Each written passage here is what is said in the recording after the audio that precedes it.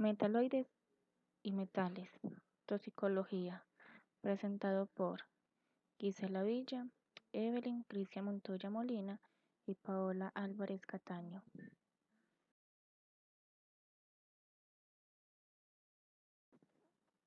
Metales son elementos químicos capaces de conducir electricidad y calor.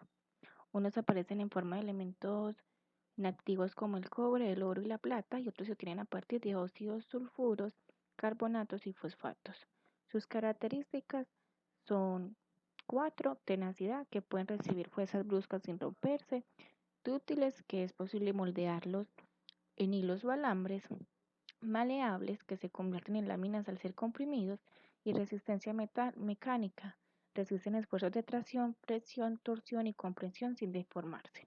Se pueden clasificar en dos tipos, ferrosos y no ferrosos. En los ferrosos podemos encontrar los aceros, el hierro fundido, y en los no ferrosos podemos encontrar los metales ligeros, metales pesados, metales no pesados y aleaciones. Dentro de la clasificación de los metales, entonces tenemos los ferrosos, que contienen hierro como elemento base, son opacos, duros y se convierten en altas temperaturas. Entonces tenemos el acero, que resulta de la unión del hierro con el carbonato, siendo una aleación ferrosa y no un metal puro. Presentan baja oxidación y corrosión. La cantidad de carbono que tenga va a determinar la forma, si es blanda, intermedia, dura, inoxidable, galvanizado y para latas. Existen más de 5.000 tipos de aceros distintos. Su información puede ampliarse en la norma UNE 36010, que es una clase de especie de Biblia del acero y es más utilizado para las infraestructuras, el sector construcción y automoción. Y el hierro fundido, que es una aleación del silicio, carbono, azufre, magnesio y fósforo. Y tenemos el no ferroso, que prescinden de elementos de hierro, que son metales ligeros con densidad inferior que oscila entre los 4.5. Entre ellos tenemos el aluminio y el titanio. Metales pesados presentan una densidad alta y generalmente son tóxicos para los seres humanos. Como ejemplo tenemos el mercurio, el níquel, el cromo, el cobre y el plomo. Metales no pesados ultraligeros como el magnesio y el berilio, aleaciones que están compuestos por diversos elementos y cuyos usos son de orfebrería, es decir, que es el arte y la técnica de hacer objetos artísticos con oro, plata u otros elementos o metales preciosos. Ejemplos de metales y actividades perjudiciales para la salud. Entonces tenemos en el tema de la labor, el tema de soldadura por arco. En el sector productivo sería secundario transformación de materias primas. Los trabajadores afectados serían principalmente los soldadores. El tipo de contaminante depende del tipo de la soldadura que ellos usen, del material y de aporte y de su recubrimiento.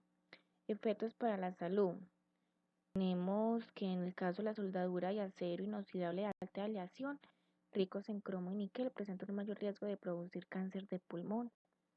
Tenemos la exposición crónica a humos de magnesio que pueden producir efectos sobre el sistema nervioso central, una enfermedad parecida al Parkinson. Soldar acero estándar. El humo de esta soldadura contiene partículas de óxido de hierro que pueden producir siderosis. Al soldar acero galvanizado se liberan partículas de óxido de zinc causantes de la fiebre del fundidor del zinc o fiebre de humo. Y cuando la soldadura se realiza sobre materiales pintados con pinturas de dos componentes o tratamientos de poliuretano, existe un riesgo elevado de exposición a isocianatos, los cuales pueden causar asma ocupacional y cáncer. Control y prevención. Tenemos la ventilación. Se requiere ventilación localizada y general. Cada situación es única, pero en general se requiere combinar sistemas como impulsión de aire y campanas. Para piezas pequeñas, las rendijas de aspiración deben situarse en un plano perpendicular al de la mesa o al lado expuesto a la posición del soldador, de forma que se origine un flujo de aire horizontal que aleje los humos del área de respiración del trabajador. Para el corte de piezas medianas, pues se pueden usar cabinas de aspiración en las que la pieza y el soldador puedan situarse en su interior. El aire se va a aspirar por la cara opuesta o la boca de la cabina de forma que se origine el flujo del aire horizontal. Es conveniente disponer de medios mecánicos como polipastos o plataformas giratorias que permitan modificar con facilidad la posición de la pieza para que el corriente de aire aleje los humos de la posición del soldador. Y para piezas muy grandes, ya que estas piezas no pueden moverse, solo pueden usarse en sistemas de aspiración portátiles, como campanas de aspiración conectadas a conductos articulados, campanas adheridas mediante bases magnéticas de trabajo. Soldadura para espacios confinados y en lugares angostos. Deben de utilizarse conductos flexibles para la aportación del aire. Estos conductos deben conectarse a ventiladores situados en el exterior, en zonas donde puedan captar aire limpio y fresco, que deban transportarse hasta el fondo del recinto donde éste esté soldando, de forma que en su recorrido de salida pueda arrastrar los humos de soldadura, dejando expedita la zona de trabajo del soldador. Debemos de tener en cuenta también un factor súper importante, que es el uso de elementos de protección personal para el soldador, que está compuesto por su careta, por su respectivo gorro, mascarilla respiratoria para humos metálicos. También tenemos la careta para soldar, los guantes de cuero, olvidarles que estos sean eh, hasta medio brazo, ropa adecuada para el tema de soldaduras. Se recomienda de que sea de camisa manga larga, el delantal o peto en cuero, sus respectivas polainas y los zapatos de seguridad para trabajo con soldadura. ¿Qué son los metaloides? Son cierto tipo de elementos químicos que tienen un comportamiento intermedio entre elementos metálicos y no metálicos, en los que los asuntos de ionización y propiedades de enlace se refieren. Es decir, son elementos que actúan como metales en algunas situaciones y como no metales en otras. No es sencillo distinguir los metaloides de los metales verdaderos, y para hacerlo se requiere generalmente una revisión de sus propiedades de conducción eléctrica, pues además suelen ser muy variados entre sí en forma, aspecto y coloración. Dentro de los elementos conocidos como metaloides tenemos el boro, el silicio, el germano, el arsénico, el antimonio, el telurio, el polonio y el estacto.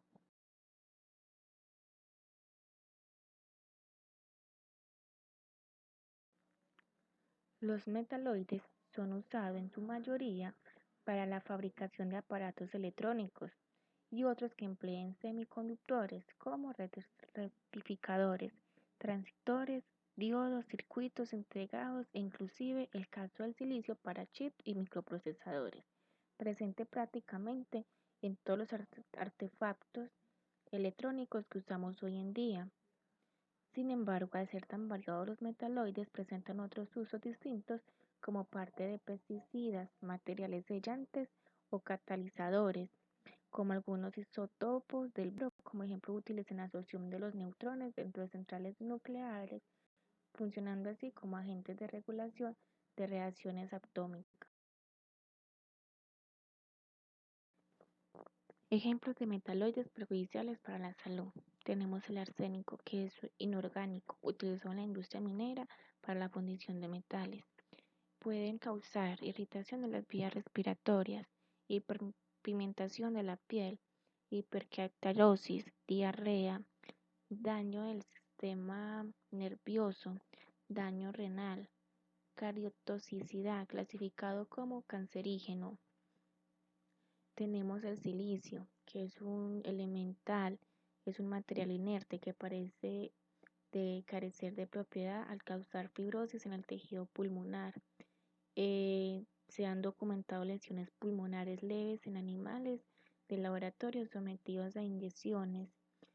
El polvo de silicio tiene pocos efectos adversos sobre los pulmones y no parece producir enfermedades orgánicas significativas o efectos tóxicos cuando las exposiciones se mantienen por debajo de los límites recomendados. Puede tener efectos crónicos en la respiración. Es un potente peligro para la respiración. Sin embargo, la probabilidad de que se produzca dióxido de silicio durante los procesamientos normales es muy remota. Y tenemos el silicio cristalino, que irrita la piel y los ojos por contacto. Su inhalación causa irritación de los pulmones y de la membrana mucosa. irritación en los ojos, enrojecimiento, formación de costras y picores, características de la inflamación cutánea. Vías de absorción. La toxicocinética es la parte de la toxicología industrial que estudia la forma de cómo ingresan los agentes químicos al organismo o las llamadas vías de absorción, que serían las vías respiratoria, cutánea, digestiva, vía de placentaria en la mujer embarazada y lactancia en el recién nacido, que constituyen vías de transferencia de los agentes químicos del exterior hacia el interior del organismo. Esto sucede con los metales o metaloides que ingresan al embrión o al feto y, o en el tema de la lactancia en el recién nacido o lactante. La absorción de los metales o metaloides no es otra cosa que su translocación a través de membranas biológicas que va a depender de diferentes características físico-químicas de dichos agentes, a saber, como la solubilidad, hidrosolubilidad y liposolubilidad, ionización y tamaño de la partícula, como ejemplo las sales solubles, los metales que se disocian rápidamente en el ambiente acuoso de las membranas biológicas, facilitando su transporte hacia el cuerpo o organismo, mientras que las sales insolubles son probablemente absorbidas. Es necesario recordar que los metales en su estado elemental prácticamente no interactúan con sistemas biológicos, es decir, que son prácticamente inertes, ya que generan una atracción membrana biológica. En cambio, los metales orgánicos, que en forma de iones se actúan biológicamente, ya pueden atravesar membranas biológicas.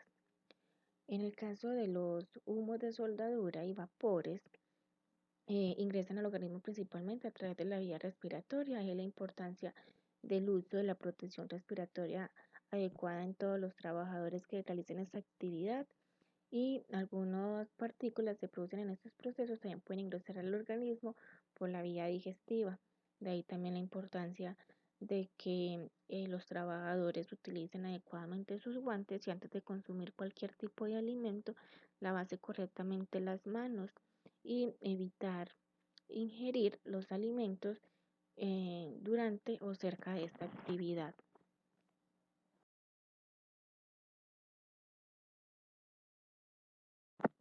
Controles. Controlan la fuente de exposición. Tenemos los sistemas de ventilación extractiva de las fuentes donde se genera la contaminación laboral por los metales. Estos sistemas deben de estar diseñados, construidos y sostenidos con planes y programas de mantenimiento preventivo y correctivo que serán realizados por especialistas o por personal con la debida experiencia. Además de sistemas portátiles ubicados en sitios de generación de las estructuras tubulares que permitan que no se pierda potencia extractiva o presión negativa, y con campanas de extracción suficientemente amplias y focalizadas para la captación directa de los humos, vapores y partículas metálicas. Estos sistemas deben estar dotados de los filtros adecuados hacia el exterior para evitar la contaminación laboral llegue al medio ambiente en general. Control del medio de dispersión. Existen unas barreras y sistemas de retención que evitan la dispersión de los humos, vapores y partículas metálicas en el medio ambiente laboral y que evitan su diseminación hacia otras áreas del trabajo. Y control con el trabajador. Tenemos la concientización y educación a través de la explicación de las hojas de vida, las hojas de seguridad de los productos químicos, hasta el uso adecuado de elementos de protección personal, que es una barrera entre la exposición y el trabajador y que ha demostrado ser muy efectiva para evitar la absorción respiratoria de los humos, vapores y partículas metálicas. El suministro de protección contra la radiación no ionizante, en especial la radiación infrarroja y radiación ultravioleta, además de las protecciones antitérmica y auditiva. El equipo mínimo debe contener el uso de pantallas protectoras, los mandiles, los guantes, equipo de protección autónomo, dependiendo pues del proceso en que va a realizar la actividad. Y algo supremamente importante es que no se debe permitir que el personal coma en las áreas y antes de ingerir sus alimentos lavarse rigurosamente las manos para evitar y controlar que las partículas metálicas sean ingeridas por la vía digestiva. Estrategias de prevención de riesgo, como hemos visto durante toda la presentación.